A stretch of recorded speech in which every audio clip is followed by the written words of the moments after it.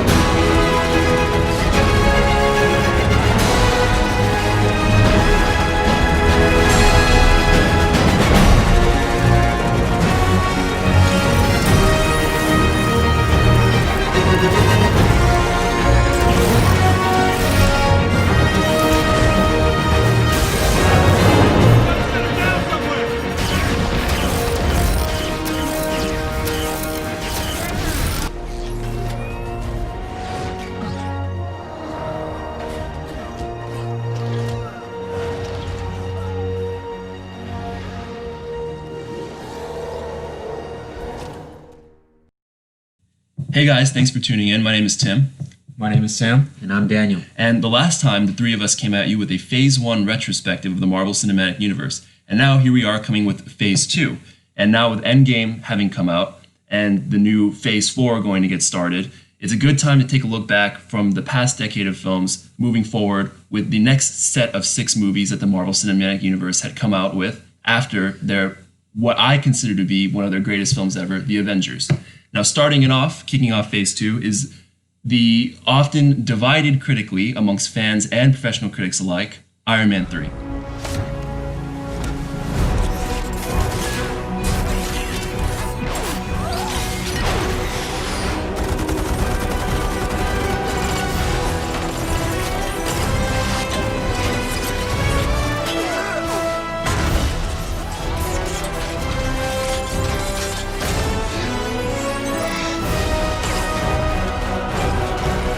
So, Sam, get us started. What did you think about Iron Man 3, and how does it feel after a decade later watching it, after watching Endgame? How does it speak to you? It doesn't say much. Okay. It's I think it's a very okay Shane Black film, but not a very good Marvel film. Correct. I would agree. I would subscribe to that. There's certain things that I can appreciate, you know. So I know a lot of people, they talk shit about the Mandarin switch, right? Right.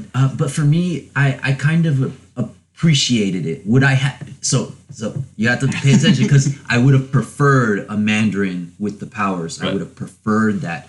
But I could see where they were coming with, with the switch. You know, doing something different. Maybe making a Mandarin too close to the comics probably would have been offensive at some point, but or somehow.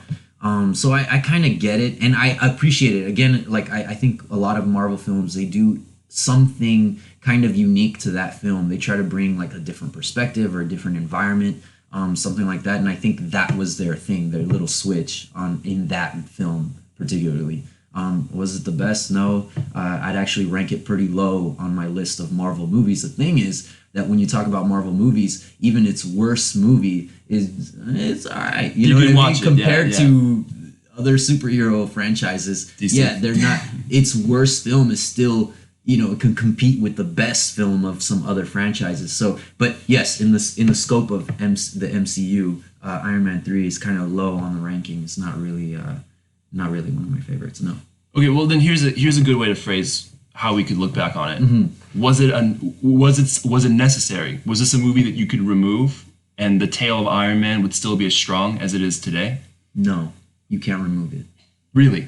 Yes, because I was saying actually after Endgame came out that because of not just that film but Avengers, that film, we see a pattern that Iron Man was always going to sacrifice himself. He was the guy that was going to do it. Every time the stakes just kept getting raised and raised and raised, but he was always the guy to first step in line and to sacrifice himself. We had our debates long ago about Civil War. Right, but, yeah. And I still feel a certain way, but now after watching the saga and seeing this pattern throughout and him with the snap and kind of looking back at this film, at Avengers, and seeing that he's always come from that place that he needs to sacrifice himself and continue doing this service for people that he kind of doesn't even want to do, but it's just the right thing to do, and he keeps doing it, and I can kind of appreciate that. And I think this film adds to that pattern.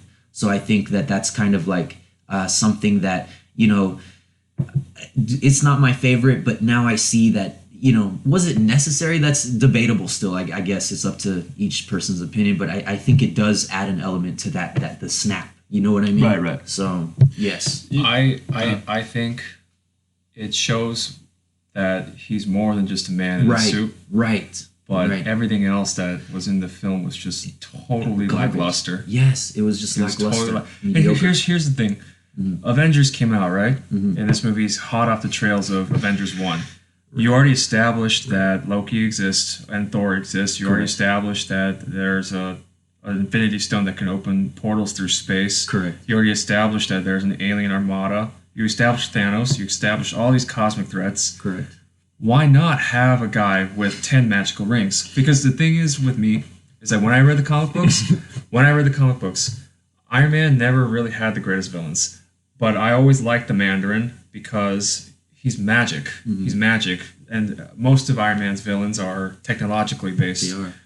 And when he fought the Mandarin, it's like, oh, okay, geez, now how do I beat this guy? It's magic. It's not technology. And so it would have, it would have been really cool to Mm-hmm. see, and it would have presented even more of a challenge for him without his Iron Man armor. But think about that. How is he going to really take down a guy who has 10 magical rings? But even then, I knew they weren't going to go that route. Mm-hmm, mm-hmm. So when I saw the trailers and I saw the promotional images and I saw like all the lead up before the release of the film, I knew they were going to make him a terrorist, and I liked it. I was like, okay, he's a terrorist, and he runs the 10 rings. Like, okay, I would prefer to see the 10 magical rings, but this works. It's a little more grounded. Yeah, and it's a good nod. I bought into the movie.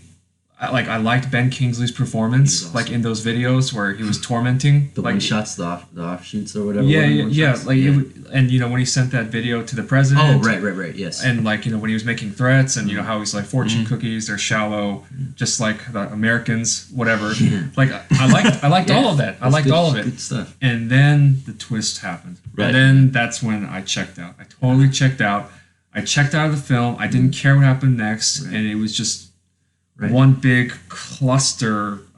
I was about to swear, but it was just a colossal cluster of a mess. That's what I'm saying. Like it's kind of like Iron Man. Like I appreciate where you're coming from. I just don't agree. I don't like it. I feel like this is the Iron Man of movies. And one more thing. I when I was reading comics. I talk like I'm old. I'm really not. I'm only 26. But when I was reading comics, I didn't necessarily. I knew who Iron Man was all about. I didn't really care too much about his stories. But I read Warren Ellis and Adi Granov's Extremis, and when I found out that they were taking inspiration from Extremis, I was very pleased. I was like, ooh, that's what got me because for people who don't know, Adi Granov is the guy who made Iron Man look as cool as he does today. Yeah. Because back in the 90s, yeah, it was all right. I know for like older comic book fans, there's that aesthetic appeal of that. I like it. Yeah, Yes. yeah. I don't mind it either. Yeah. But Granov made Iron Man. That's a fact. Yeah, and then Warren Ellis took him to a whole new level. Correct. So to see, obviously we should keep our expectations in check. Everything, whatever, whenever a movie adapts like a source material, you have to make changes to fit better for the screen. But the material's there. Yeah, but so I was a little disappointed to see Extremis was not It really was disrespected. Extremis. It was disrespected. Yeah. And here, this is all I have to say about Iron Man 3.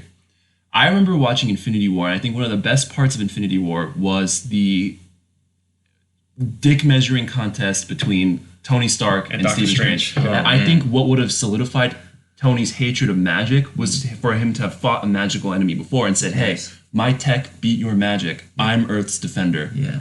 Looking back, Which was I thought more would the have reason why the Mandarin Mandarin should should have been a magical threat. Yeah. It would have added more depth To his interactions, and another element to Right. the entire saga, just period. You know and, what I mean? and that's what I'm thinking. And I also thought from Iron Man, I think this movie was the first movie that truly marked Marvel's villain problem. Yes. And here's why I say this. In Phase 1, you could let it go because they didn't know what they were doing then. Correct. We didn't know how big it was going to get. They didn't Right. know how it was going to go.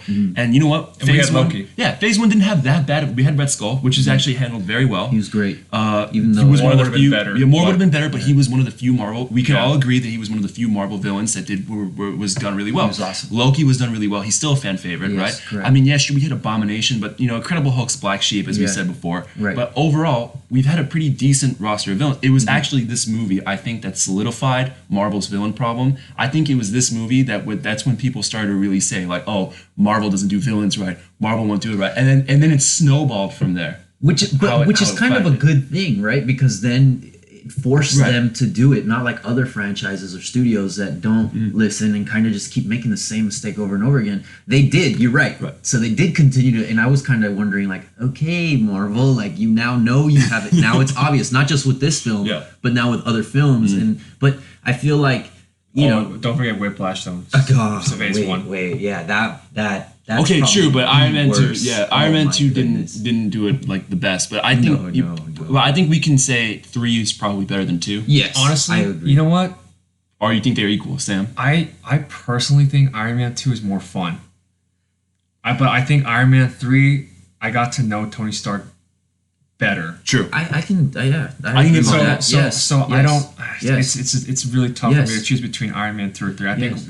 I think one day I'll feel Iron Man 2 is worse. Another day I'll think Iron Man 3 is worse. Hey, that's Only good. because Iron Man 3 could have been so much better. Right, it could have been the Yes. redemption. Yes. It could have been the And redemption. you know that Right. going into the film and watching it, you're like you said, you're kind of excited with the threats and all this stuff, and the atmosphere they built. Right. And then they do the twist where you're like, Yeah, I'll just again, I just don't understand how you can make Avengers, but you won't give him a magical threat. It didn't make sense to me. But Right. whatever, it is what it is. It's just a lost opportunity. Right. I think it is. Again, So- it was a loss of redemption, which from Iron Man 2 could have happened. But speaking of redemption, Thor could have had a redemption with his sequel, and that's the next movie we're going to be talking about right now, Thor: The Dark World.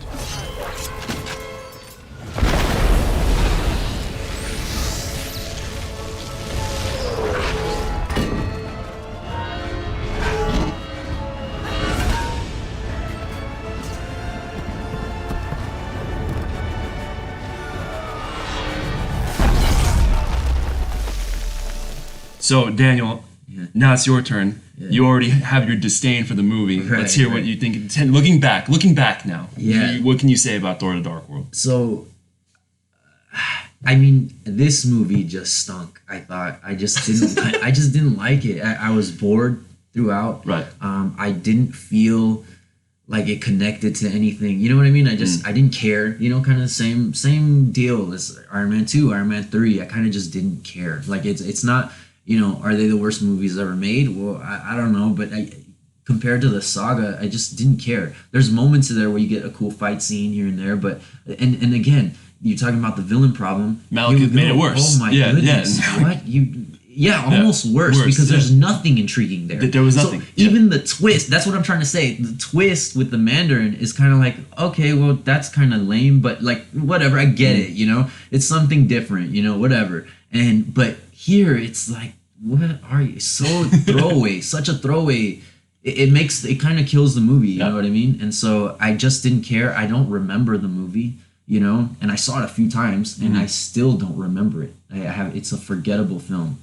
And again, it didn't redeem itself. It didn't kind of get, which is really weird, right? It's like Avengers came out, and then this, you know, these movies come out, and kind of not doing good. Yeah, they were faltering. Whoa, they weren't capitalizing off the success of the Avengers. Exactly. It's not like they were killing it, you know, 100% every time, especially back then. I mean, these movies were whatever, especially like you said, coming off of the Avengers, where I thought at the time was probably my favorite movie of all time. And then these come out, and I'm just like, wow, I guess it's a hard act to follow, you know?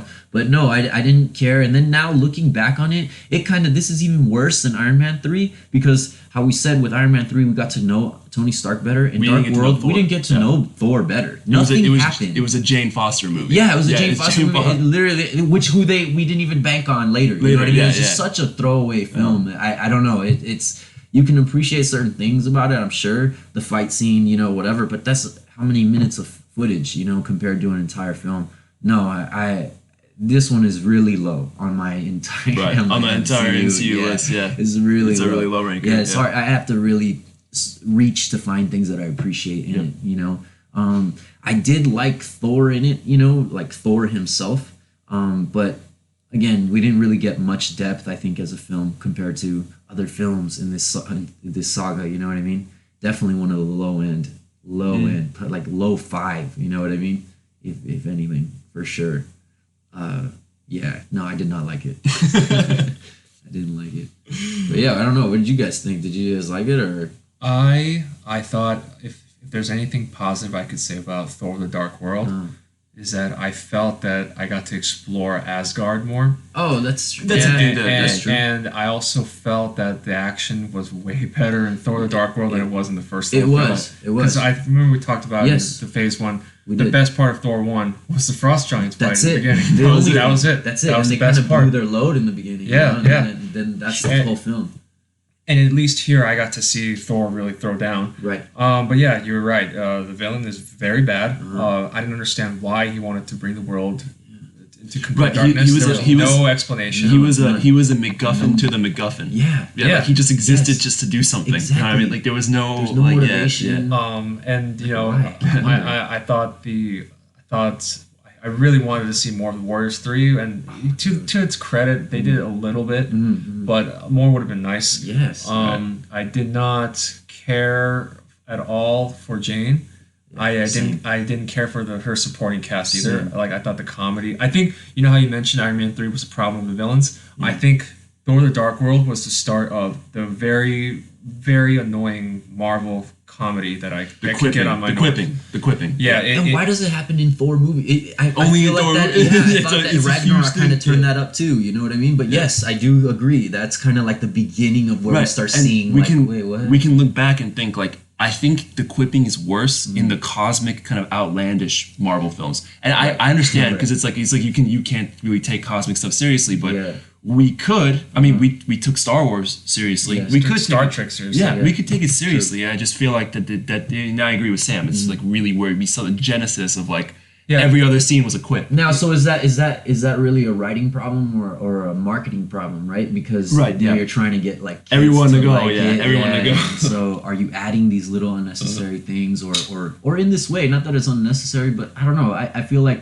not always. I did like the comedy in some of the films, but you can feel it's forced in films like this one. Like it's really forced. Yeah, you know especially what I mean? by Darcy. Yeah, exactly. And characters that aren't. Selvig. Yeah, it's just characters that you don't. You see Rocket cracking a joke. It's fucking Rocket. Oh shoot, it's Rocket. You know what I mean? It is Rocket. And so like it's a talking raccoon cracking a joke. You know what I mean? And so I don't know. I think it fits more that in that way and yes, we wanted Thor to kind of, especially as the second film, we wanted it to be darker, a little more serious. I thought, and they kind of try to blend the two. Also, it didn't work. Yeah, no. It didn't execute well. I also think Hiddleston and Hemsworth kind of salvage what is a very bad movie. Very true. Yeah, Their backs are broken from carrying the film. Well, you said it And- yourself. Loki is one of the best, and people just want to see footage of him. Yeah, footage. like I really did appreciate the semi-redemptive arc he got in this. Yeah. That's right. It was fun seeing, and also I do appreciate that scene when they're taking Jane to Malekith to remove the ether out of her, and there's a moment where they're arguing about letting their mother die, and then Thor says, "What help were you while you were in your cell?" And he's like, "Who put me there? Who put me there?" Right. And then while they're about to trade blows,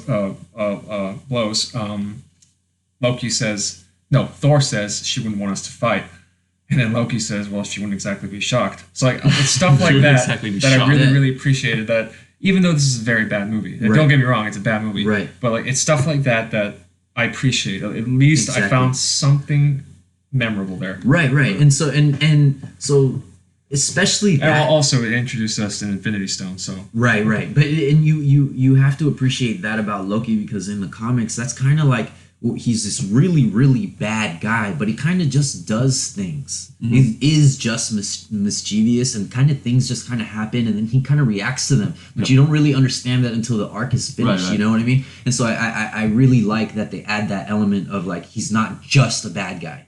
There's like depth to him. So we got depth to Loki. Not really, you know what I mean? Like there isn't really too much to Thor. But yes, you're right. That is something to appreciate. I would just have to find myself like, someone would have to mention it. yeah, or I'd and have to be like, also oh, okay, it also showed that Loki was always for Asgard when it came down to it. when it comes down Yeah. to it, it's He about his loved his people. he loved his people. Yeah. Even if he had a weird like in Thor Ragnarok, he's like, your savior is here, but Right, like right. he did genuinely he did cared. care. Yeah. And Right, he cared about his mom. Yeah. So Yeah. there was that too. That he was did that. he did care a lot Right. about all that stuff. So I think it was cool to see that. I mean, that's Yeah. like really everything you guys were saying about Thor: The Dark World is essentially how I feel about it. I Right. mean, I will agree with you, Daniel. I was losing my mind in the theaters. It was really boring. Yeah. I didn't understand It's a chore to get through. why they chose these narrative directions about my biggest problem with this is, why are we making it about the humans?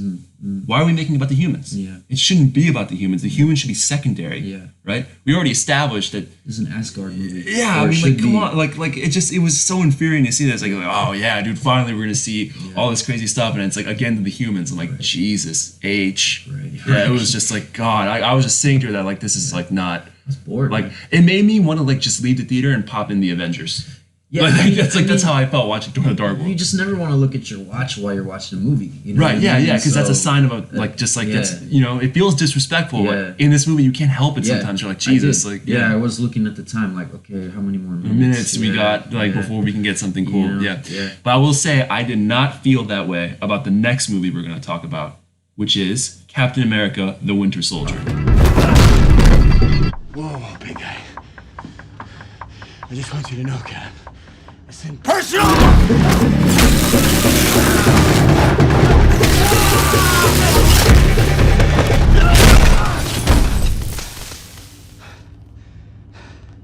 It kind of feels personal.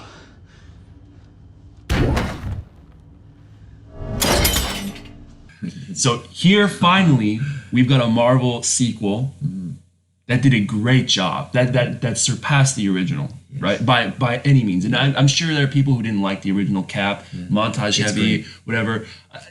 We all liked it. I liked it. We all liked it. I love it. I said it was the second best solo film of Phase 1. Yeah. So yeah, it's Hey. not a bad film. I mean, I liked it because I love World War II aesthetic. Yeah, You guys oh, just liked it because you guys love Cap. Yeah. But that's the thing; it wasn't bad. But this movie took Cap to another level, of which we got hints of in Avengers, right? But now with him being there, it went above and beyond. The Russo brothers like really took I think they took care really of it. took it to us. They really brought Captain America to the modern age. So in the first Avenger, we get him in the World War Right. II aesthetic and that kind of environment. But here in this movie, they really brought him like, this is what a Cap would do Right. today. This is what he's doing. And they really, and I was kind of worried because that first minute or two of film was some of the best cinematic stuff I've ever seen in my life. Right. And I was like, man, I hope this is not the best part of the film. Yeah, like No. it was Are like you talking about the boat fight? Oh Yeah. my goodness! When he kicked the dude off the- GSP yeah, as George St. Batroc, Pierre, yeah. who is so when they say Batroc, see stuff like that, I was losing my mind, and like people don't know. Oh, yeah, Batroc the Leaper. Yeah, the Yeah, Leaper. he's the lamest actually villain. the lamest villain, but he's actually leaping in Winter Winter Soldier, and Soldier, people yeah. don't know why. But it's like no, it's this French guy Yeah. who leaps, and they got GSP to beat him. And he looked really cool. He looked really cool. They And they didn't gave make him him the with the purple. they gave him a little bit of the purple, right? yeah. But they didn't make his suit ridiculous Yeah. with the little The eyes and the oh my eyelash God, eyes, oh yeah. my goodness! But so they did it just right. So Yeah. right off the bat, first 2-3 minutes of this film, I'm like, oh my goodness! They brought my nostalgia back.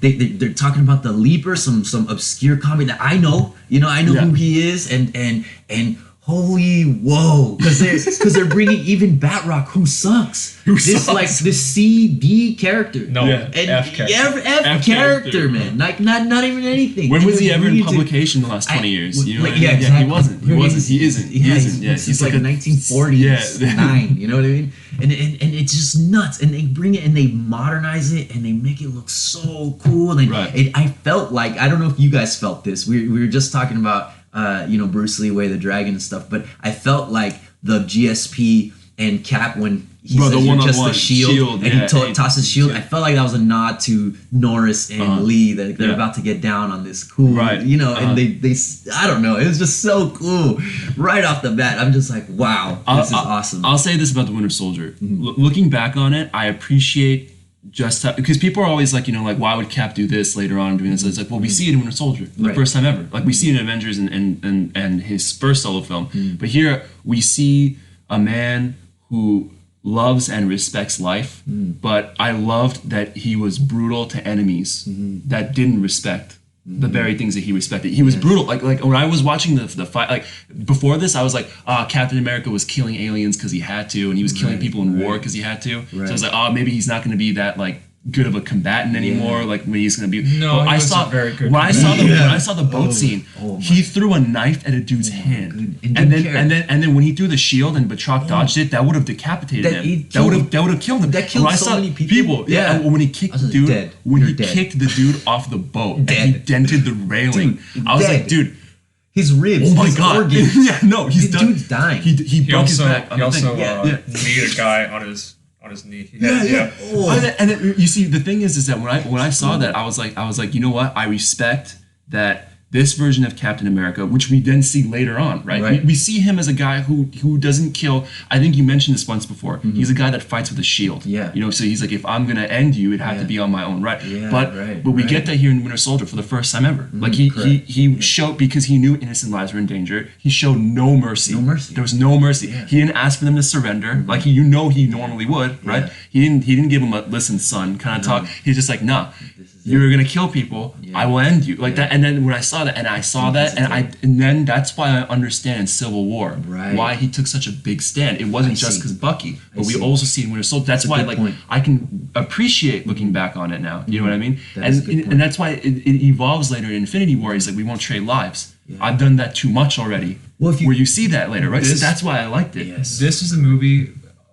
It aged very well. Since Iron Yes. Man 1 challenged our protagonist's worldviews for the Yes. first time. Yes. Yes. It's Yes. it's since Iron Man 1. Yes, And correct. this thread lasted through and through up until Endgame. Oh, and I man. really liked seeing him becoming, because he's such a black and white character. Right. He comes from a 40s where he knows that Nazis are bad, and then there's We are good good. guys. Yeah, yeah. Well, so- And then here, it's very. I like that he was uncomfortable. Right, with everything. Project Insight, he was like, I understand why you're doing this, but this isn't right. Right? So- Like, he's like, I don't know about this. So they do the exact thing that we get.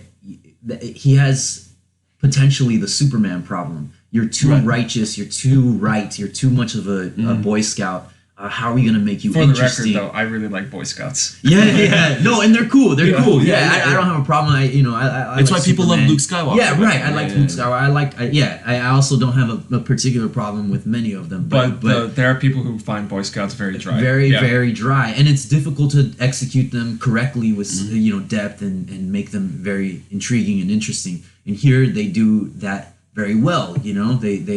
They add that aspect of war to this character where he's a Boy Scout, but He's a Boy Scout that's, he's not will he's not liquefy you in one camping. punch. Yeah, he's Yeah. not camping. The dude's like fighting battles. Another thing that I really appreciated is that for us comic book nerds, we know the story. We know the story of the Winter Soldier, Right. so we're not surprised when he finds out it's Bucky. Of course. And Kevin Feige once said, "Yeah, I know, like some of you comic book fans know the story, Right. But it shouldn't be a surprise to you, but it's a surprise to Steve." Mm-hmm. And I remember when I was in the panel, I listened to that. I was like, "Okay, I hope you make a good movie," because then I expect to feel what Steve is feeling, and we do. And we do. We feel what he's feeling. Yeah.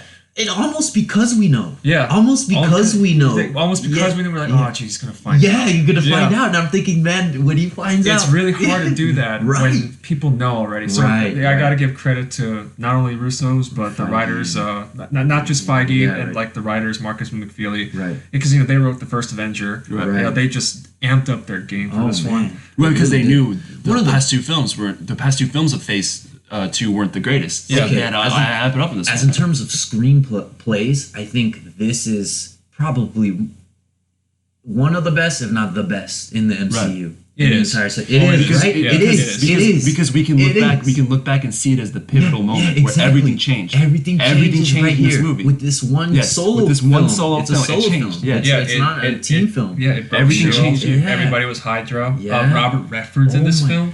Dude, Yeah. and I know you guys hate it. But just more to add to that point, it brought the TV universe. So the TV universe even connected to that film. The TV universe had to take a break. I remember they took a break. I remember seeing those promos. Yes, Yeah, they took I a remember. break. This is going on. Go watch the movie to fill in the blanks. So you're watching like episode, this number. You have to stop. You have to go to the theater, watch this film, and then you can continue watching Shield. And this is mid-season. This isn't off season. This isn't like oh this is gonna fit correctly. They're like oh no, they fit it into the season. It makes it feel more real. Like wait no. Like breaking news almost, because you're watching every week. You're watching Shield episodes, and then you're like, wait, no, this doesn't. It's have like to breaking news. go in the theaters. Go to the Yeah, theaters, then come back, or you won't understand. You know what I mean? Also, I wanted to just shout out to Mackie, who's great as Falcon. Oh yeah, he's amazing. I also really Amazing. I really appreciated his costume. Yes. because he wasn't stupid. Yes, because it could have gone real bad. Yeah, it could have. I also really,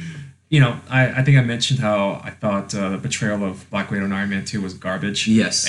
But Whedon fixed it in Avengers 1. Correct. And here they just took her to another level like They they did. did Steve. They did. And, And you see that later on. Yeah. Like I was watching Endgame and I was feeling the Winter Soldier again. Like I saw it because and we know why they're such good friends. He confides in them because she was the only one there for him when his world fell apart again. So this movie kind of adds that, but it is also the film where it makes me feel bad that there is not a Black Widow film made during this time, whole yeah. time.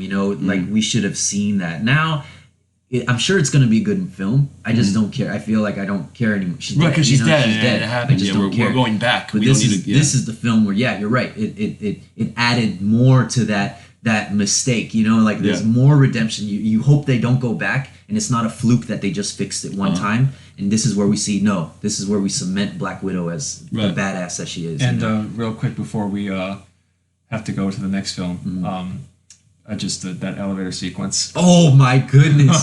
Oh my goodness! That just has there been anything that I mean, obviously excluding Infinity War and Endgame, because that's just like, of course, Yeah, they had you the money. can't- You yeah, can't yeah, compare you that. can't compare but has that, there but- has there truly been anything like that in the 10 years No. of the phases? There I hasn't been can't- something I like can't. that. so if not the team movies, the Avengers films, no other film has given me goosebumps or raised the hairs on the back of my neck so many times in one film. I just when he's holding the helicopter, the elevator scene, when he freaking throws a shield at the helicopter, he's on the motorcycle. Yeah. At the Quinjet, oh he's my- like, dang, yeah. I mean, you just go the boat scene right off the bat, and also then it doesn't his, stop. His one-on-one with Bucky was the most intense one-on-one fight I've ever seen on Ever. screen. Yeah. I have ever seen. The whole time, I think I was standing in the theaters. I was like, I think I was, because I was like, dude, what? I was just standing, because it's just like you just had to get up. adrenaline. It was a brutal fight. It was brutal. Yeah, and then it was brutal. And then I really appreciated near the end when he knows it's Bucky. Yeah. He was holding back. And he starts holding back, and you see a difference. Yeah, you see a difference in his fighting style. It's He's not really equal. holding It's back. not equal anymore. But yeah. the detail in that choreography is crazy because then it adds the emotion. Like you're just like, whoa, you know what I mean? It's just really cool. I don't know, just in and out. The cinematography is great.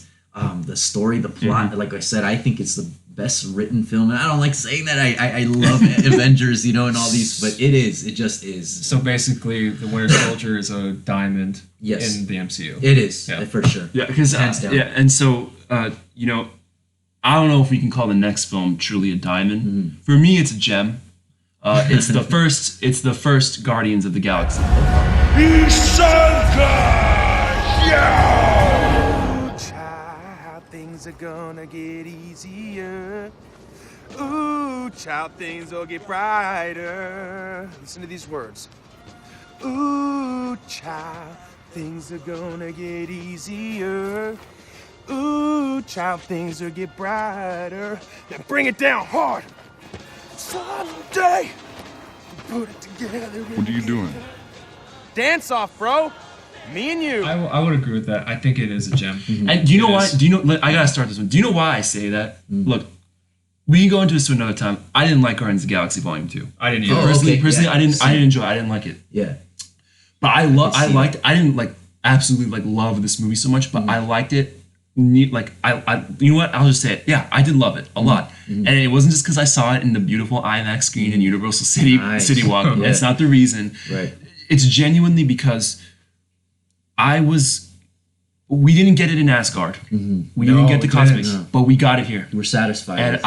I This for is the what we first wanted. time, I was like, look, screw Earth for now. Okay, I just got out of the Winter Soldier. I got enough of Earth. It was Yeah, beautiful. right, It was right. great. It was intense. Right. But there are things going on Earth that just kind of shook me to my core. I just found out Shield was evil. Yeah. I just found out everything. Like the It's Avengers, nuts. what's gonna happen? I want to turn my brain off and have a kick-ass time in space, right? right. And Guardians 1 delivered that. Yeah. And I think it's because I enjoyed watching I Team enjoy. film? It was a team formation. Yeah, right. right. Because in the Avengers 1, They were forced to be. they a were team. forced to be a team, right? Yeah. And here, I wouldn't say they weren't forced. Obviously, situations arise where a team needs to become, but they eventually came together and stuck together, and it Yeah. ended with them together. So they it's more didn't like a part family. ways. Yeah. Yeah. And I loved it, and then I loved the whole.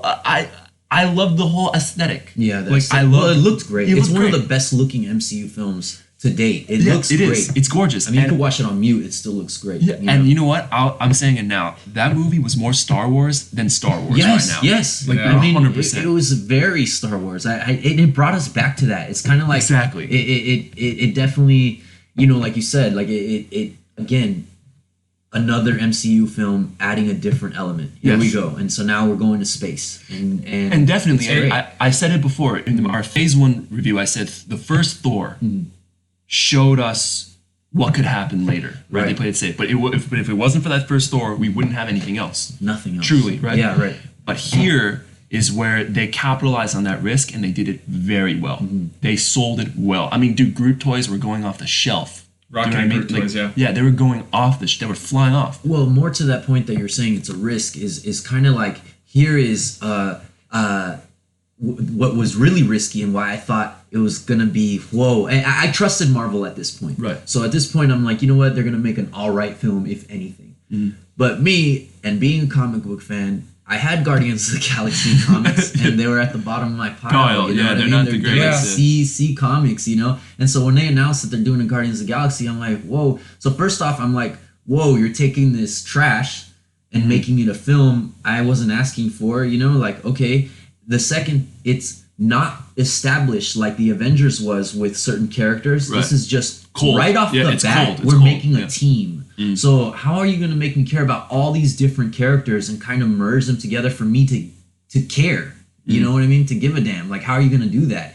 And then, you're going to add this element of funny. When we see the trailers and stuff, you're going to add this element of funny and I'm not going to find it corny, and I'm not going to, whoa, this is in space. Right. Like, how is this all going to work? You know? But whoa, does it work? It almost works like a symphony of cinema. You have the jokes, you have the aesthetic, you have the plot line, you Right. have the team and the superhero, just the right amount of crazy and it asks us to stretch just enough to believe this, you know, but not too much to the point where it's corny. You know what I mean? Yeah. And so I thought it was great. It was a good balance of seriousness and not taking itself too seriously. Right. Yeah. And kind of self-aware, you know? Yeah. It's a It's like, self-aware yeah. film. Right off the bat, you have, you know, Star-Lord doing his thing, dancing and dancing stuff. and thing. Yes, it's a self-aware film, and I kind of appreciated that as well. So,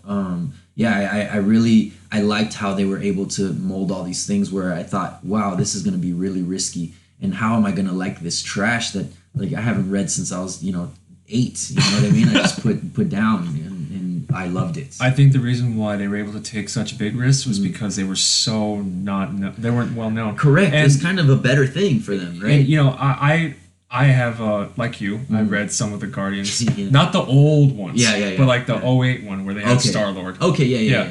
And I remember reading that, I'm like, and I remember reading the comics, I'm like, okay, so he's kind of like a Captain America character. Kind of. He wasn't, and then when I saw the trailers for this, I was like, whoa, he's totally not the way he is in the comics. Yeah, right. In the comics, he's a very Boy Scouty kind of guy. He is, yes. He's like, I'm a captain. Yeah, you know and then Rocket yeah. in the comics, not now. I mean, now it's different because the success of the movie is big influence. Him, yes. Yeah, but in the comics, Fury and on and on. yeah, in the comics, he was really dedicated to Peter. Very dedicated to Star-Lord. He was like, so reading, yes. So then, you know, I knew this, but then when I saw the trailers, like, you know, this might work. Because you know, if we have another Boy Scout character, that's a bit much. Yeah. So and it made sense that Peter Quill would be a giant man child. Right. So I appreciated all those elements. And I agree with you. I think this is a diamond. I think the only nitpick I have was I just wish Drax, not Ronan. I didn't have a problem with Ronan. I actually quite liked he didn't have a lot of screen time. Right. But I actually enjoyed Lee Pace's over the top performance. I actually found him very intimidating and kind of cool. Okay. But I just wish Drax was handled a little better. That was my only issue with the entire film. But aside from that, it's exactly what Thor: The Dark World should have capitalized in. Just space. Yeah. Whatever, though, but we got space here, and introduced the Power Stone, and we got like Thanos actually speaking. We did. Yeah, he says his first words there instead of turning around and smiling. Right. Yeah, so it was. Oh, also, this is just on a side note. This is the movie that I think that brought more fans into the MCU than ever. Because I only say this because my girlfriend. Wasn't really into it until she saw this, and then she went back and saw the other films, and then she became a giant fan. Wow! So it made heads turn, in my opinion. Yeah, and I think because it's a CD comic, like you said, it's kind of like you were saying, it's cold, it's fresh for everybody. Yeah, you know what I mean? It's fresh for the nerds, and it's fresh for people haven't seen it. Yeah, it's fresh. We're all in the same boat here, and so it's kind of like that movie that everyone can kind of relate to. And because, like I said, it wasn't. I was reading the old Guardians. Like I have old Guardians. With Yondu and he's on that with his and Star bow and arrow and stuff. Yeah. Oh my goodness! And so and Stallone. Like, that's the original team. Yeah, that was the original team. Yeah, Stallone and that team is the original team. In Volume 2. Volume 2. That was the original team. Yeah. So I was like, hey, wait, which is a cool nod. I thought it was. But, I'm here nervous, and they're gonna take this, but it was fresh. It wasn't those characters. It wasn't those storylines. You know what I'm saying? So there's stuff that I can recognize as a fan, but this is completely different Guardians of the Galaxy, and to take something like that and make it such a great thing that everybody's into is just really impressive. I thought. I loved that film. It's high ranked on my list of MCU films for sure. Same here. And on my final note on Guardians 1 is I think Phase 2 would have been really mediocre had it not been for the Winter Soldier and Guardians Volume 1. Of course. I mean, think about it. If you think about the other films that we're talking about, they're some of the worst in the MCU. Yeah, these two really salvaged Phase 2. Salvaged Phase 2. It's kind of the only reason Phase 2 is watchable. Really, yeah, right. That's what I mean. Like the others were coal. These were diamonds. They were diamonds in the like a sea of coal. What we can come to know as Phase 2. No, it's great. And I'll say this about the last thing I'll say about Guardians was before Doctor Strange, this was probably the best usage of an Infinity Stone. Correct. Just in terms of how it was handled. Oh yeah, how it was for used. sure. Yeah, before Doctor Strange, this was the movie where it's like, oh shoot, now we see someone literally wielding it. Wielding it. Like, that's like, oh my god.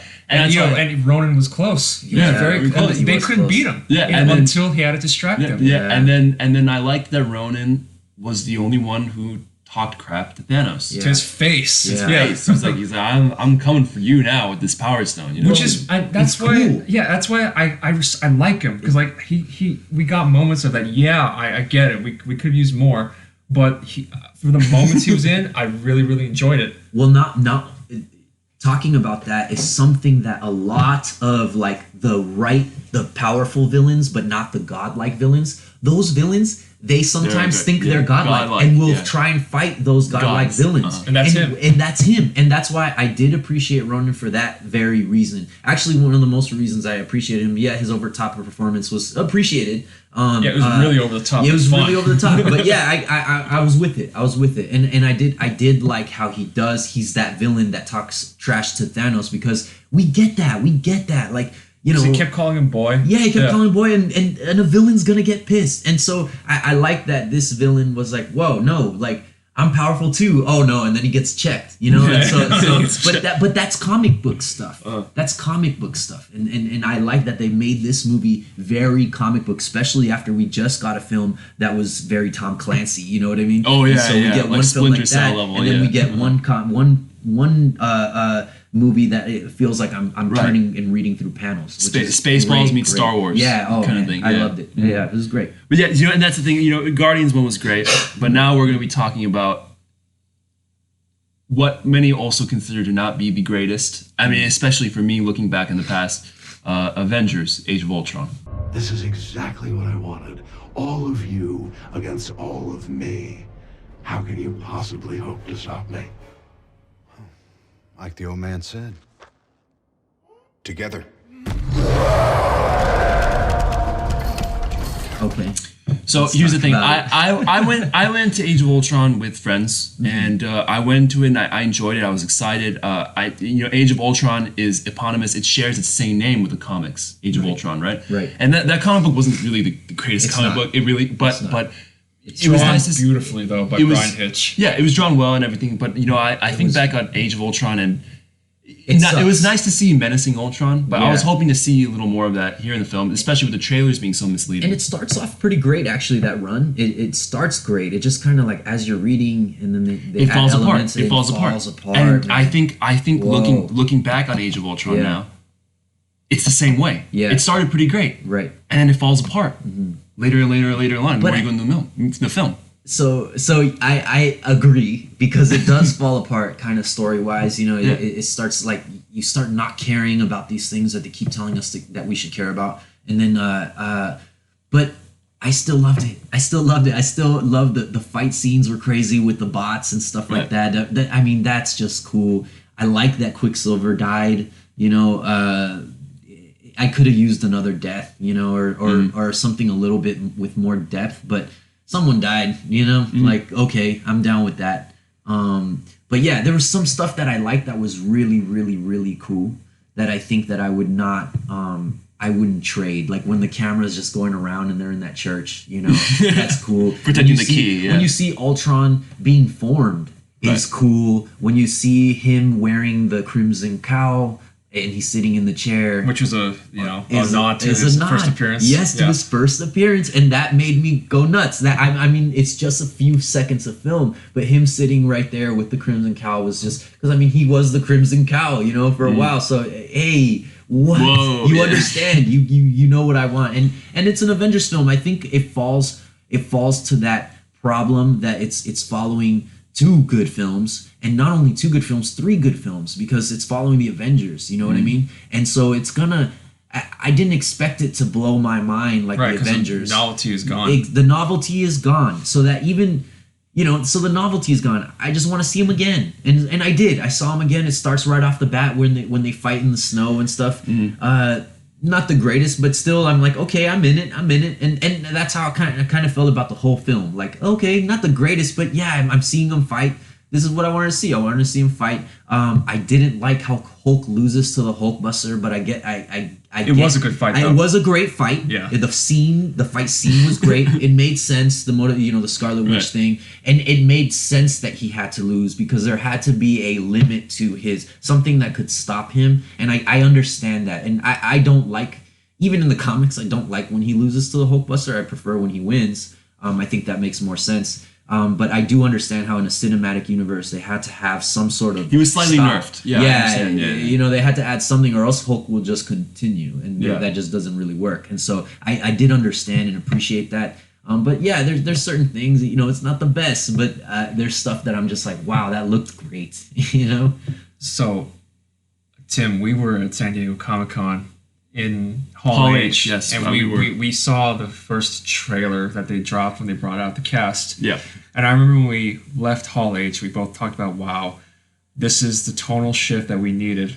A bleaker, more serious, more sinister. Because Spader's voice. Yes, Oh, and that trailer that they showed us at Comic-Con was almost identical to the one they released in October. Yeah. And we just kept talking, wow, we can't wait to see actual stakes. We can't wait to see maybe this is the villain, that will do it.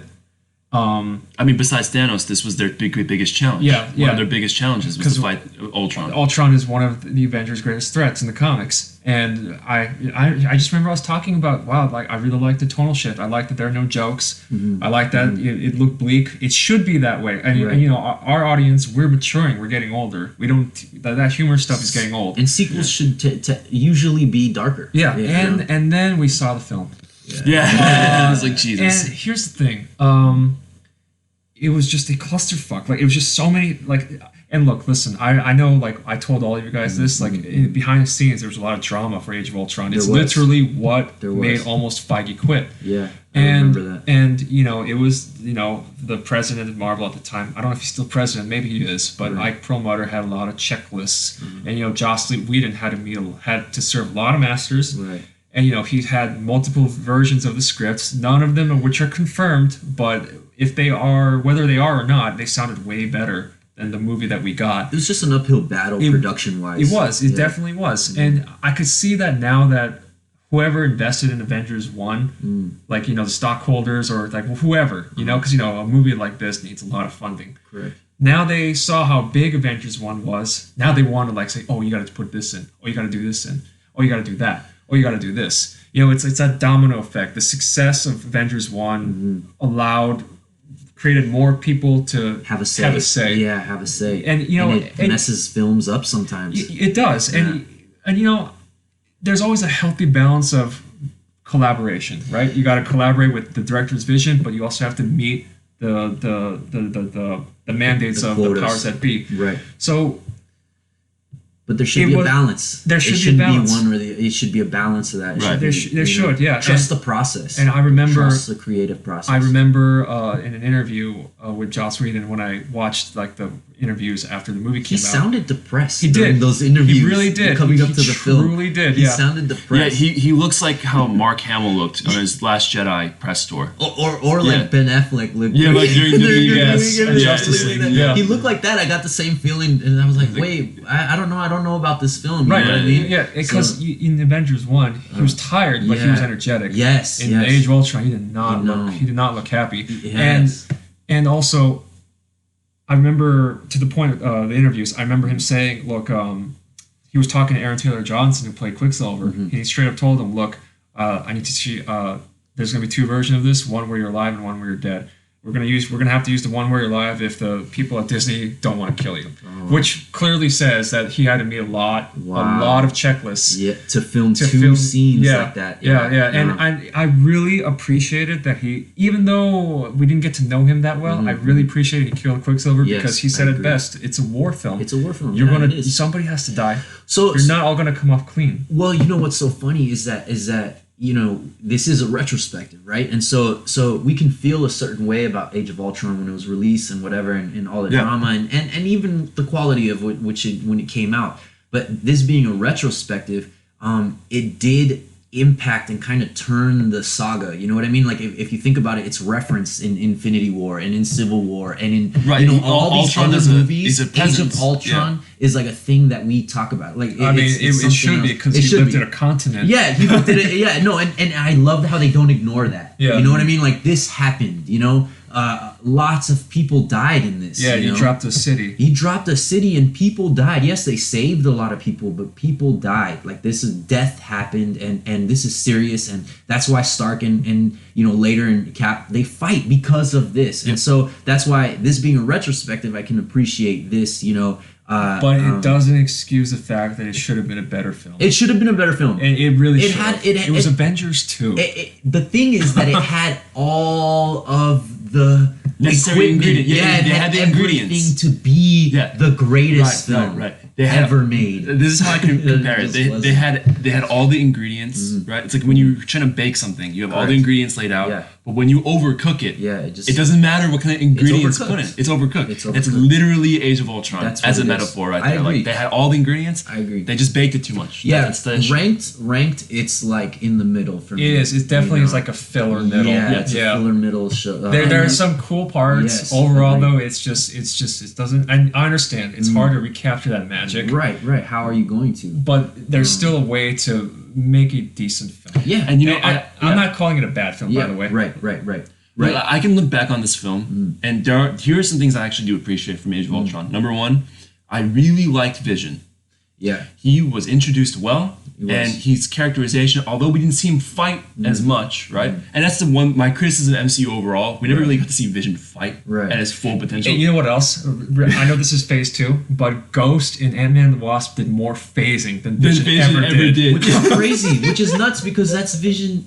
Vision's is the power, phaser. yeah. He phases through And things. so that's the thing. Like, but So you know what? weird. Despite the fact that he didn't have a lot of fight scenes, I Yeah. appreciated that Paul Bettany's acting to show the conflict between his humanity or his perceived humanity Was versus amazing. him being was amazing. Was amazing. Like you know, like for example, like I was watching Blade Runner 2049, and Anna de Armas, who plays Joy, Right. I mean, sorry, not was it Joy? I think it was it was Joy, the hologram, right? Right.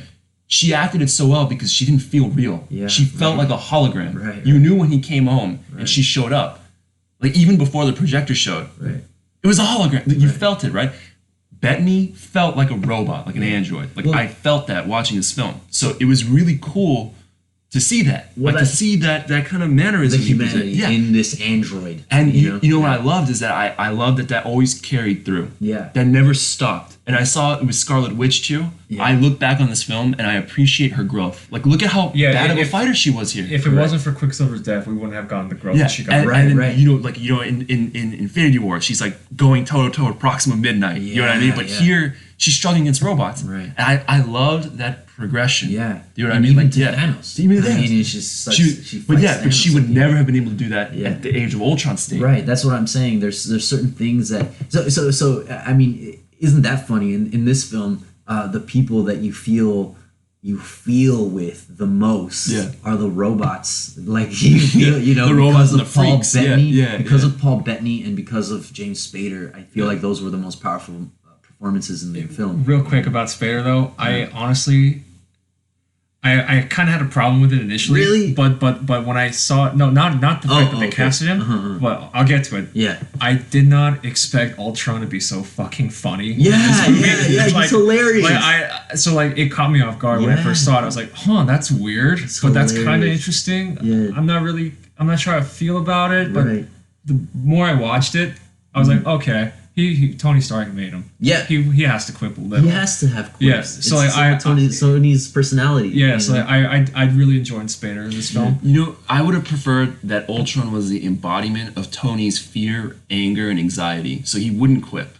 Do you know what I mean? Like he created him for that purpose because he saw that vision. I would have agree. preferred that. I preferred that, but this was a surprise I wasn't expecting. So which I- is why I was like, whoa, he's cracking jokes. No, and not only that, but I feel that more to your point, if you look at it, this might just be a perspective thing. Right. But if you look at it as in, I agree with you because I think Ultron was supposed to be that, like just Yeah. all of his negativity, basically the devil version of Stark. It's everything Stark But- is minus the humanity. minus the humanity. That's what but, I thought. But I thought that that some, not all, but some of us. I mean, I can speak for myself, but I've made jokes sometimes to kind of deflect Right, okay, or yeah, use yeah, it as yeah. it is As a sometimes coping negative, mechanism, yeah. of my fears, and so I'll crack a joke because I'm scared that people will think that I am too serious about this. Yeah. And so, not always. Sometimes I'm just joking to just joke yeah. around, and have a good time. But there are times where I joke because I'm scared or I'm of being embarrassed or whatever. You know what I mean? And I don't know if everybody's guilty of that, but I know I have been.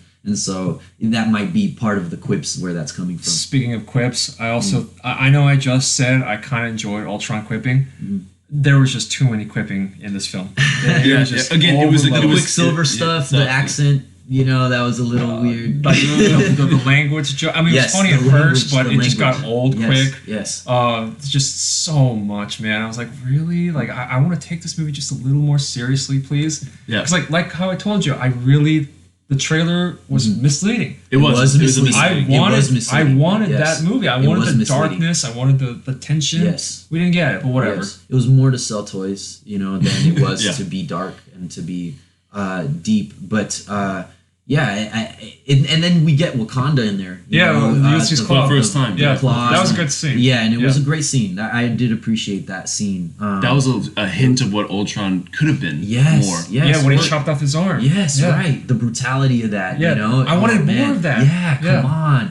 And yes, that so it did leave us wanting more, But that's why I said it's in the middle range for Yeah. me of ranking the MCU films because of that. Because there are certain aspects where I'm like, that looked cool, that was cool. I can appreciate for this, and that. I'm not reaching so much, but the potential. Oh man, the potential for that film that was supposed to be ridiculously great, and it was all right, And so just looking back overall, this is the reason why Feige and Perlmutter split. It was this film. It's pretty, like, look at it now, it's pretty evident. Which, as a retrospective, is a good thing. Yeah, You know what I mean? it was the best decision It was a good thing. going So forward. I'm Yeah, glad. it was. So that's all Age of Ultron, Right. right? Thinking of what could have been. Right. But I know I differ with Sam on this. But the next movie we're talking about is actually Ant-Man.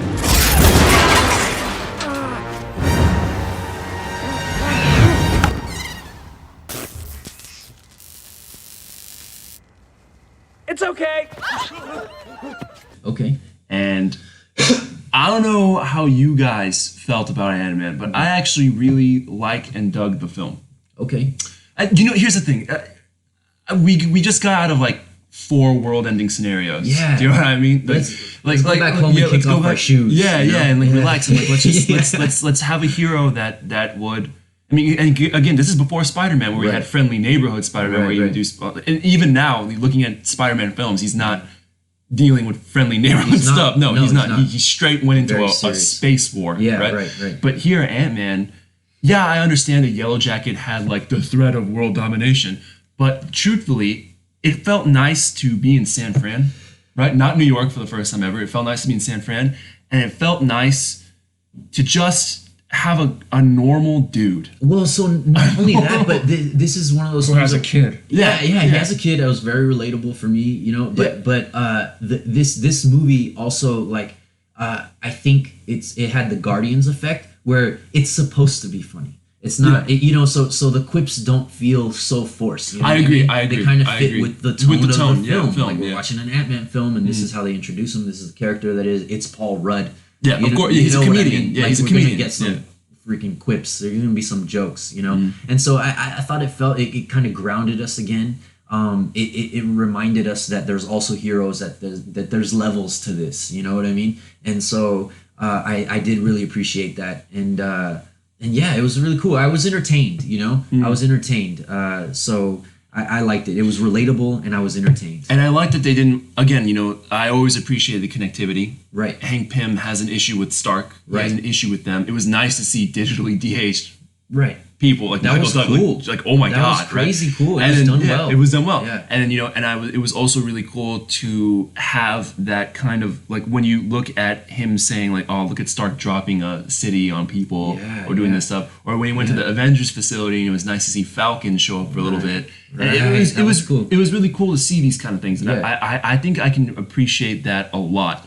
Well, not only this film. not only that, but again, here we are. We've been with Stark, right, running guns, and so we get the technology aspect, right? We go to Asgard, we get that aspect. We go to Guardians, we go to space, and here we feel like, oh, this is nothing to offer. We're coming back to Earth. We've seen this, you know what I mean? So what is this going to offer? But it shrinks us, and it adds a different. You're in a different environment, so you're still in Earth, but you're looking at it differently. And again, here's a Marvel film that kind of makes us look at the world a little bit differently, our universe a little bit differently. And so I did appreciate that. You know, I thought I wasn't going to get anything out of the villain. And yeah, the villain isn't the best, but he's not the worst. I did appreciate the fight scenes with him and that Yellow Jacket and on the train. I think this movie had the most creative fight scenes. Yeah, that's what I'm saying. I think so, I mean, Doctor Strange had some really awesome stuff, right? Yeah. But here, I appreciated that they really. Because that's the thing. When I was watching, I was like, "Bro, this guy just shrinks." Yeah, like, what's this really gonna? Are we gonna see him go into people's brains and punch their brainstem 100 times? How's it? But no,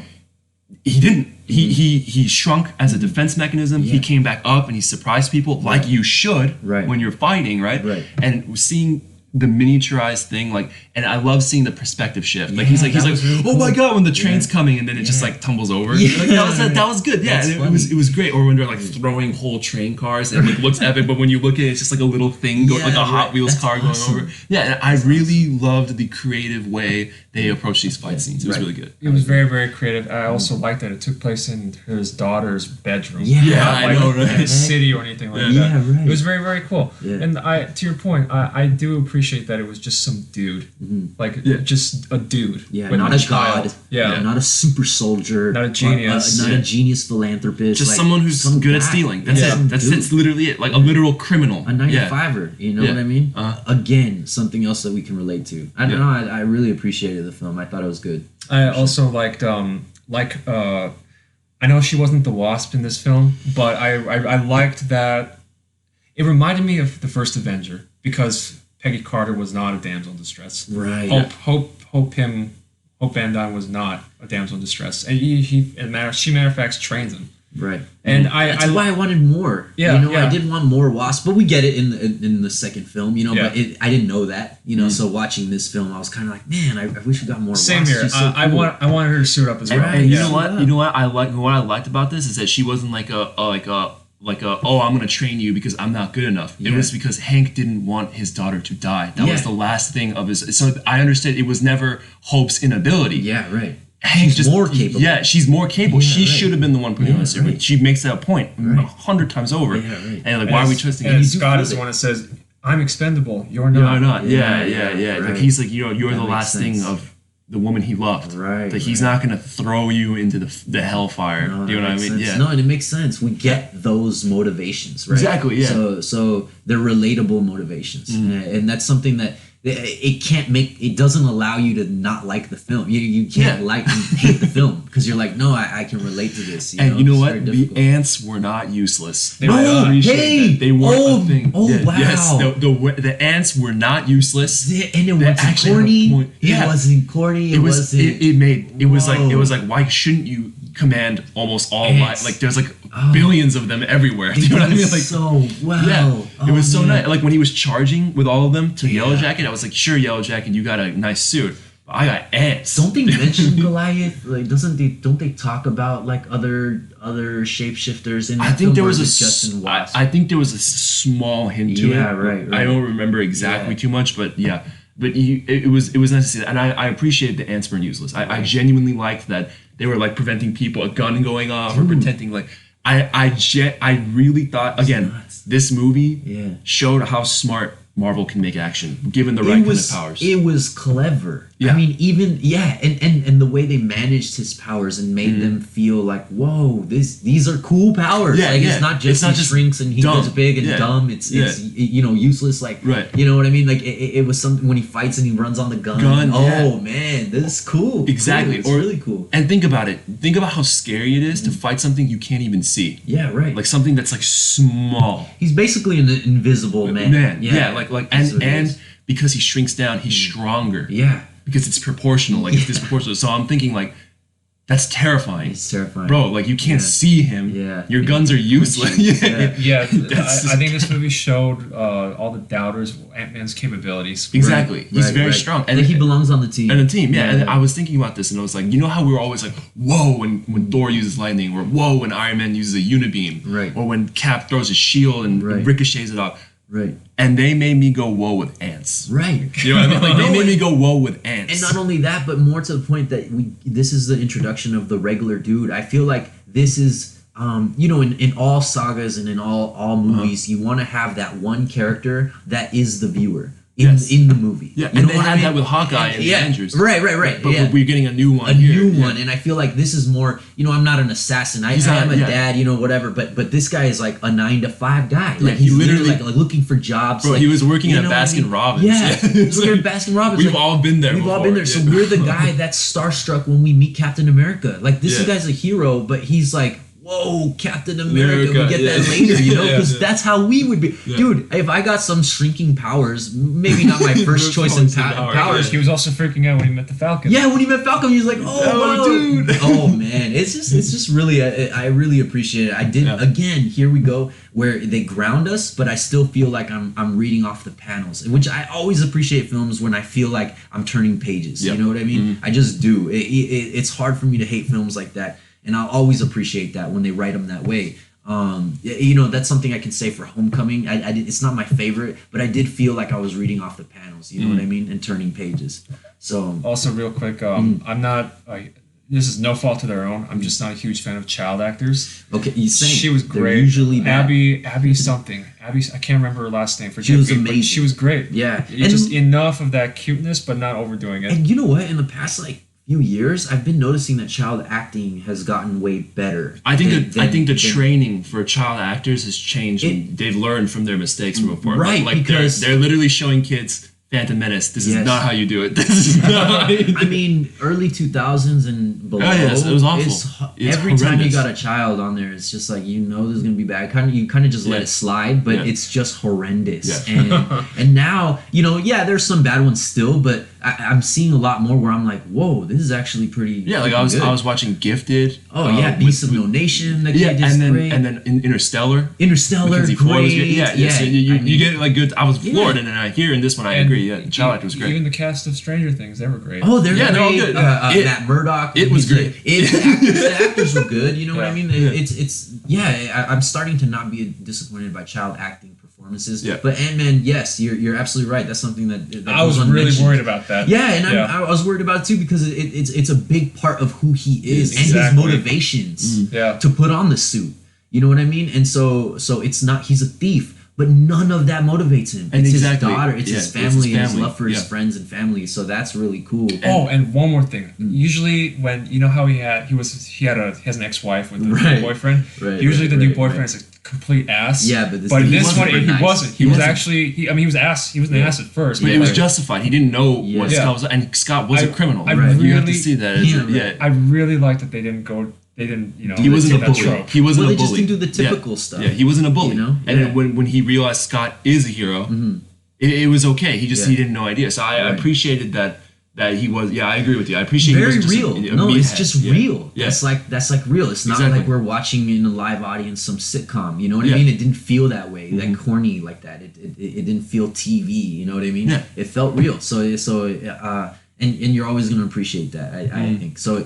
What's so funny is that it's an Ant-Man film, but it's one of the more real films. Yeah, of exactly. MCU films, MCU. you know what I mean? I So- genuinely like that it took it back, and that's why I'm saying. I was saying earlier, from world-ending scenarios to this, I'm glad we took a step, because they dialed up to 100. Yeah, they do. To They 100. really do. With Winter Soldier, Guardians 1, and then Age of Ultron, The stakes it was are to just so Yeah, high. Yeah, right. And even in Thor: The Dark One, Yeah, yeah, you know what I the mean? stakes It was are so high. Yeah, right. And then so when going back here and just seeing that, and I like Corey Stoll's performance. He you know what? It wasn't bad. When, no, It's no, not bad. Yeah, He's a people- good I Yellow gotta say, Jacket. People always say it's awful. I don't think it was that I awful. don't You know man, that's- I'm, he was a perfect Yellow Jacket. Yeah, and that's when- what Yellow Jacket is. I don't, when he was with Hank Pym in the house. oh man, I actually was come kind of on the edge of my seat. Yeah, you are, when I they're thought talking. Dude, Yeah. I legit thought he was gonna die. Dude, Like, I was yeah. like, dude, oh my god. Yeah, that's Yeah, what I and was he like, was wearing gloves. yeah, It's yeah. like- And I was like, I was like, bro, Hank, you know, I know you were a good fighter, but you're old now, bro. Like, you can't. I don't know if you can. Dude. I didn't think he was. Yes, he's a throwaway villain. Not the right word, but as in terms of all the other Brolin and these crazy high stakes villains. But I that's what Yellow Jacket is. I felt like what I expected Yellow Jacket to be. This is what he was: an angry dude with a chip on his shoulder, putting on the suit and trying to destroy Pym's legacy and create his own.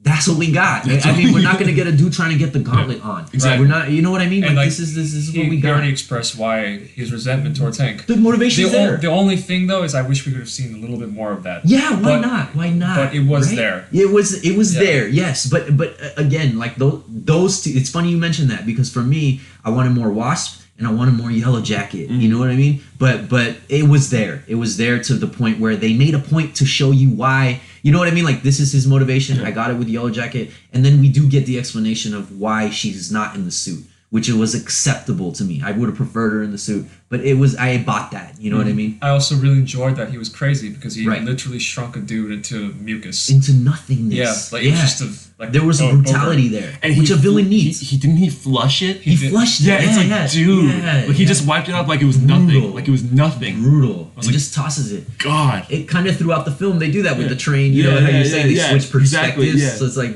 and then they show him kind of. That's just like throwing the napkin away. I'm like, Yeah, dude, that's the dude's life. He literally just hit a body. That's like a life. yeah, like on screen. Yeah, I was It's like, not oh just- my god. Yeah, so and it kind of just happens, right? And so you're just like, whoa, and they slap you in the face with like, Exactly. no, this dude he has no problem doing that. And I liked that Scott couldn't beat the superior technology. Yeah, he I couldn't. liked that he was willing to give him his own life. Yeah, right. To do it. Yeah, like, Yeah. and I appreciate that. So it because again with tropes you always get the villain with the better technology and somehow the hero loses and then comes back and defeats wins the better but technology. nothing happened. Yeah, nothing changed. Exactly, And he beat him with beats the same- nothing. Yeah. But here they show that different level that Exactly. this dude is better.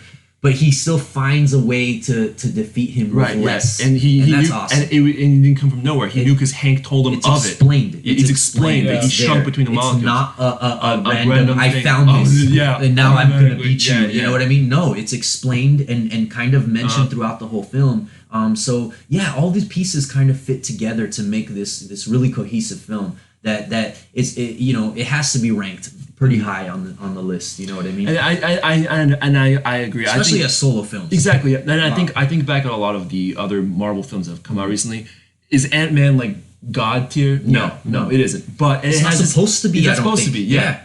It's not supposed to be. I would describe Ant-Man as a nice cherry on top on Phase 2. That's what I would say. like that, like it was. There was some great gold mines. Here's the little. is. A Yeah, nice little cherry. Yes. Yeah, And like it's on the perfect. top. Because the Winter Soldier and Guardians are Oh, like man. the The delicious layers. layer. Yeah, yeah. And then the cherry on top is Yeah. Ant-Man. Yes. But you got to go through Iron Man 3 and Thor: Dark World. Yeah. And for some people, you had to get through Age of Age of Ultron, Ultron. yeah, Right, like right.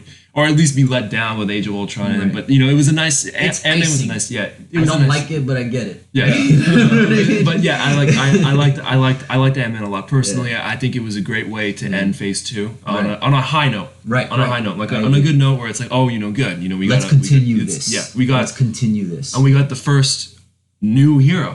Yes. That's not introduced Right. in a group film. Right. The first new hero like gets ever. us, gets us was excited. Ant-Man, Something yeah. else to see in Phase 3. You know Exactly. what I mean? It's perfect to end Phase 2 this way. So- I mean, it couldn't have been done better. So it was great, and that's the thing. And overall, that's it for Phase 2. And for me personally, how I describe Phase 2, puberty.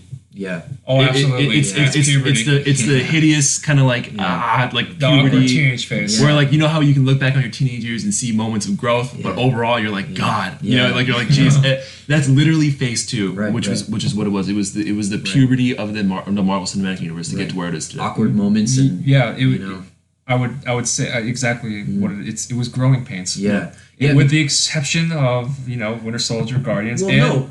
maybe even Ant-Man. But that's still puberty, right? You Exactly. hit those awkward moments. You're weird. You get your braces on, But then you get your braces off and you see, like, you know, Perfect. exactly. Exactly. Yeah. That's it's what it is, and I feel like that was phase 2, is from getting your braces to getting them off, and then there Exactly, you go. and then you get phase 3, then which you- which goes on later, and Right, that's right. that's what I think about phase 2 Yeah, personally. Is that right. it's definitely something that and looking back, I was asking you earlier, do you think you could remove any of these films? Honestly, you couldn't. Well, Even if they were horrible, you couldn't. as a phase, you know what's so funny is that when we look at trilogies, singular trilogies, right? Yeah. The phases of the MCU kind of look at the MCU as one trilogy, and you have phase 1 As and the phase one, 2, yeah. and phase 2 fits the criteria of what a sequel would be. You know what I mean? A little bit darker, Yeah. kind of not knowing what direction to go. It's gonna in, go, you know what yeah, I mean? yeah. And yes, there's some moments. It's a typical sequel phase. You know what I mean? So I really appreciate it. I liked it, and I wouldn't trade it for anything, especially with that Winter Soldier in there. Wow, Exactly. one of the best films I've ever seen Yeah. in my entire life, with one of my favorite characters. Oh man, that's great. I'll watch that on repeat, for sure. Blasted every day. Yeah, and, seriously. and yeah, that's I agree with with your sentiments. It definitely fit in, and I think I wouldn't trade. I liken it this way. Everyone knows the Star Wars prequels were trash. Yeah, like right, right. like, I don't think anyone's in disagreement. common knowledge. Yeah, that Yeah. they're not good. Right. But what came out of it? Yes. Like the Clone Wars, Yes. right? Just like the Darth omnibus, Maul. every Yes. what came out of it Yes. is so loved, and I see Phase 2. I'm not saying Phase 2 is like Attack of the Clones. That's not what I'm saying. Right, What I'm right, saying right. is like it's a similar effect, Right. Where Phase 2 has these really bad, like kind of like not good moments and not good things. It's 3 for 3 essentially, Right. or It 2.5 for is. Yeah. 3, or 2.5 for 6. Right. And so when you look at those, but I still love it. You still love it. What came out of it? It's You still can't hate enough. it. It's still enough for us to want a phase 3. Phase 3, yeah, which you is kind can't of hate it. scary for a phase 2 Exactly. because it has to make a break here. We have the first phase, which we all love, and we're okay. We're gonna get that whether it fails or not. Yeah. We're gonna get to Avengers, Yes, whether it exactly, yeah. sucks or not. We're making phase 1. Here we are, where you're gonna have to prove that it's not a fluke. You start off like crap, and everybody's getting kind of nervous. Like, Yeah. well, maybe there isn't a reason really to to continue this, continuing, you yeah. know. But then we get these gems, and then it ends with like, no, I still want a phase 3. Yeah. Yeah, give it to me. Yeah, Let's give see it what to you me. got. Let's see Yeah. what you can improve Exactly. on. You know what I mean? So yes, I appreciated phase 2 for sure. Exactly. Yeah, You know? I agree. And then removing a film would. I feel like it's like when you remove an orange from the middle of a stack and everything Yeah. crumbles. I Yeah. feel like it would happen too here. Like you would need these things. It's like how we were saying Iron Man 2 Yeah. was a setup for the Avengers. Right, But right. we needed it. You needed it, Or yeah. we wouldn't have gotten the Avengers. Right, you needed the So the that's- tie-ins. You needed it. Well, You and- needed the offshoot Exactly. comic. And we needed these for Civil War. It makes sense. Right. We It needed did. these It did. to get to Infinity War. Correct. And I think overall it was the puberty. It was the growing phase. And yeah, it was weird. One leg grew faster than the other. You're right, yeah, right, acne or whatever. You Right. had those bunch, but it ended But up eventually being polished. you yeah, became could- 5'11". 5'11". Yeah, you know? Exactly. And Yeah. so now you Eventually, you know. got that. So yeah, overall, that's I think what we're all consensus Right. of phase 2. Any last thoughts?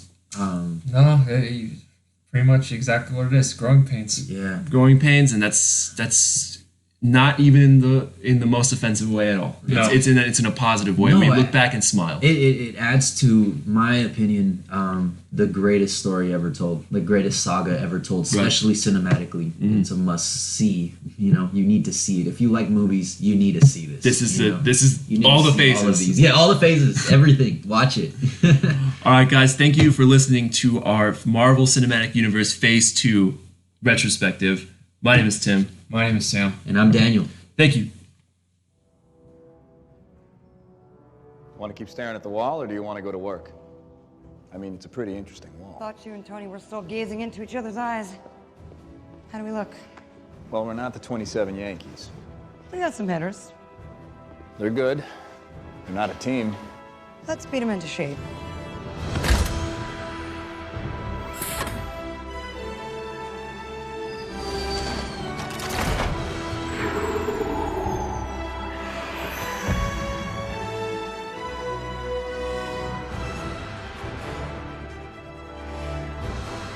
Avengers,